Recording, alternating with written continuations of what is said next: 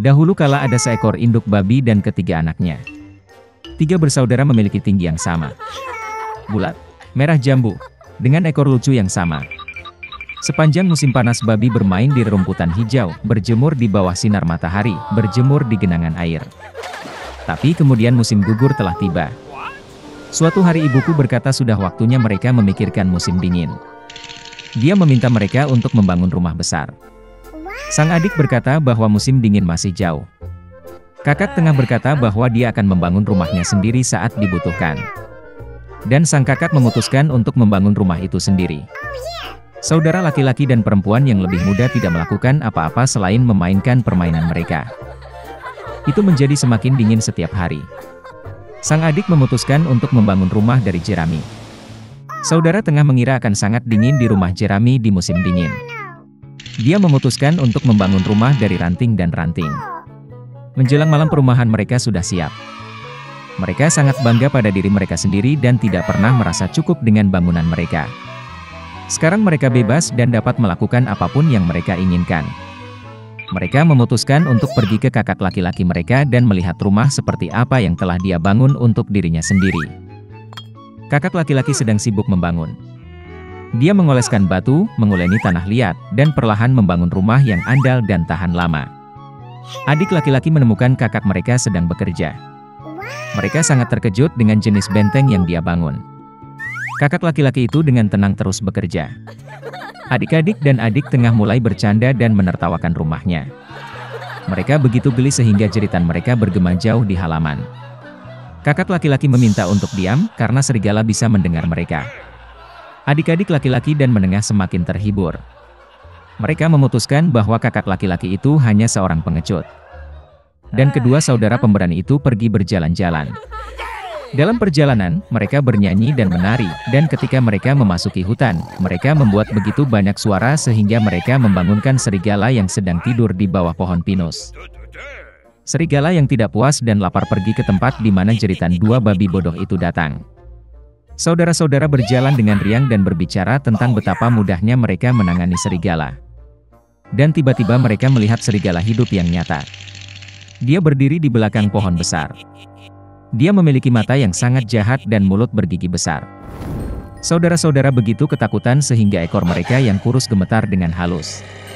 Serigala bersiap untuk melompat, dia mengatupkan giginya dan mengedipkan mata kanannya. Anak-anak babi itu tiba-tiba tersadar dan, memekik melintasi hutan, bergegas melarikan diri. Mengumpulkan awan debu, mereka bergegas ke rumahnya masing-masing. Adik laki-laki itu berlari ke gubuknya yang beratap jerami dan membanting pintu di depan serigala. Serigala menggeram dan menuntut untuk membuka pintu. Adik laki-laki, karena takut, tidak bisa mengucapkan sepatah kata pun. Kemudian serigala mulai bertiup. Atap ringan segera terbang dari gubuk jerami.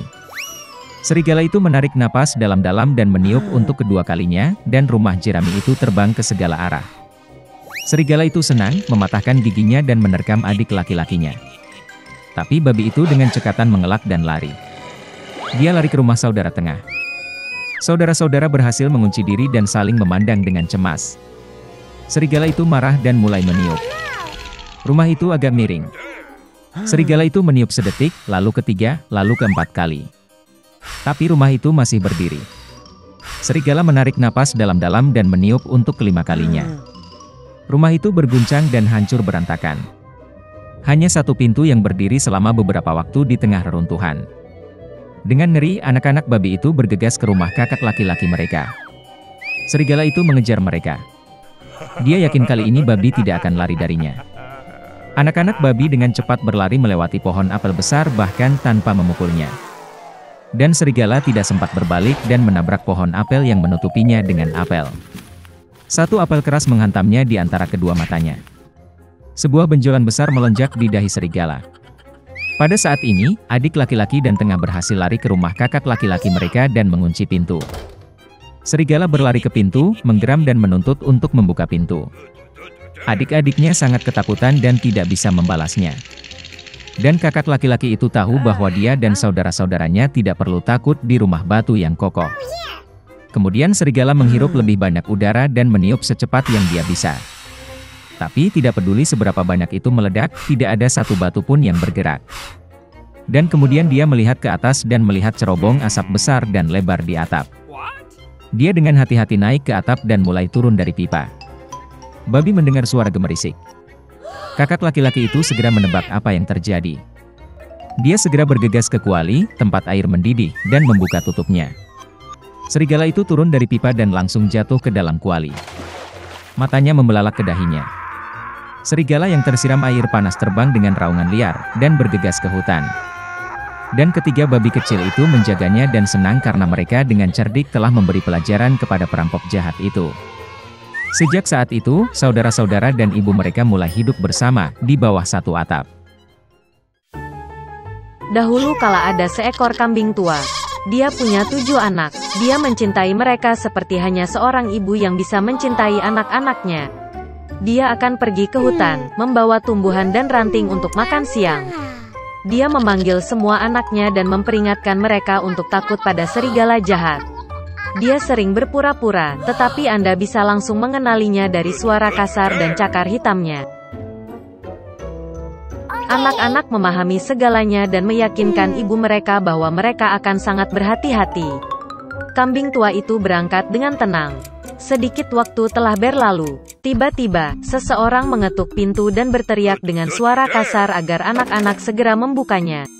Tetapi anak-anak dari suara kasar itu menyadari bahwa itu adalah serigala. Mereka menjawab bahwa itu bukan suara ibu, suaranya lembut dan kurus, dan suara ini sangat kasar, artinya itu adalah serigala. Kemudian serigala pergi ke pedagang dan membeli kapur besar. Dia memakannya, dan suaranya menjadi tipis. Dia kembali, mengetuk pintu dan dengan suara pelan meminta anak-anak untuk membukanya. Serigala meletakkan cakarnya di jendela dan menunggu. Dan anak-anak melihatnya, dan menjawab bahwa kaki ibu itu bukan hitam, tapi putih, yang artinya itu adalah serigala. Kemudian serigala itu lari ke toko roti dan meminta untuk memberinya sedikit adonan. Serigala mengurapi cakarnya dengan adonan. Penjahat itu datang ke pintu untuk ketiga kalinya, meletakkan kaki putihnya di jendela dan mengetuk. Mereka melihat anak-anak bahwa kakinya putih, dan mengira itu adalah ibu mereka. Mereka membuka pintu, tapi ada serigala di depan mereka. Mereka ketakutan dan mulai berpencar ke segala arah. Seorang anak melompat ke bawah meja, yang lain di tempat tidur, yang ketiga di atas kompor, yang keempat ke dapur, yang kelima ke lemari, yang keenam di bawah wastafel, dan yang ketujuh bersembunyi di jam kakek. Tapi serigala menemukan semuanya, membuka rahangnya dan menelan satu persatu. Hanya satu hal yang tidak dia temukan, yang termuda, yang bersembunyi di dalam jam. Setelah makan sampai kenyang, serigala pergi. Dia berbaring di padang rumput hijau di bawah pohon dan tertidur. Segera seekor kambing tua pulang dari hutan. Oh, apa yang dia lihat di sana? Titik-titik. Pintunya terbuka lebar. Meja, kursi, bangku terbalik, wastafel rusak, bantal dan selimut terlempar dari tempat tidur. Dia mulai mencari anak-anaknya, tetapi tidak dapat menemukan mereka dimanapun. Saya memanggil mereka dengan nama, tetapi tidak ada yang menjawab. Dia pergi ke jam, dan sebagai tanggapan ada suara kecil dari anak bungsu. Dia membawanya keluar dari sana, dan dia berkata bahwa seekor serigala datang dan memakan semua orang. Betapa kambing itu menangisi anak-anaknya yang malang. Akhirnya dia meninggalkan rumah, dan kambing termuda mengejarnya. Dia datang ke padang rumput, melihat seekor serigala sedang berbaring di dekat pohon dan mendengkur sehingga dahannya bergetar. Dia menatapnya dari semua sisi dan melihat bahwa di perutnya yang membengkak ada sesuatu yang bergerak dan menggelepar. Dia menduga bahwa ini adalah anak-anaknya, dan sangat bahagia karena mereka masih hidup. Dia menyuruh anak itu lari pulang secepat mungkin dan membawa gunting, jarum dan benang. Kemudian kambing itu memotong perut serigala dengan gunting, dan dari situ seorang anak menjulurkan kepalanya. Dan kemudian yang lainnya melompat keluar, semuanya berenam, dan tidak ada hal buruk yang terjadi pada mereka. Betapa menyenangkannya itu. Mereka mulai memeluk ibu mereka, melompat dan menari. Kemudian kambing tua itu berkata bahwa akan menyenangkan memberi pelajaran pada serigala saat dia masih tidur. Mereka menarik batu dan memasukkannya ke dalam perut serigala. Seekor kambing tua menjahit perutnya, tetapi dia tidak memperhatikan apapun, bahkan tidak pernah bergerak. Serigala itu tertidur, berdiri dan merasakan kehausan di perutnya sehingga dia memutuskan untuk minum air dari sumur. Dia nyaris tidak mendekati sumur, membungkuk ke air, dan batu-batu berat menariknya ke dasar sumur. 7 anak melihat ini, dan mulai menari kegirangan bersama ibu mereka. Begitulah cara mereka memberi pelajaran pada serigala jahat.